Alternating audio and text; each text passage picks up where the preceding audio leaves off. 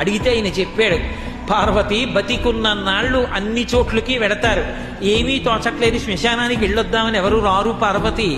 నేనంతవాణ్ణంటాడు, పొడుగ్గా ఉన్నానంటాడు, తెల్లగా ఉన్నానంటాడు, పండితుండంటాడు, పద్యాలు నాకు నోటికొచ్చంటాడు, ఉపన్యాసం చెప్పగలనంటాడు, నాకు పాటలొచ్చంటాడు, నేను నాట్యం చేస్తానంటాడు, నేను అధికారినంటాడు, నా దగ్గర డబ్బు ఉందంటాడు,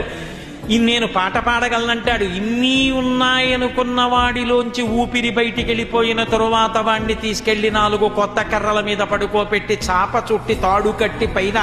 నూలుబట్ట కప్పి తీసుకొచ్చి అన్నీ తీసేసి కర్రల మీద పడుకోపెట్టి కాల్చేస్తుంటే జీవుడు లేచి నిలబడి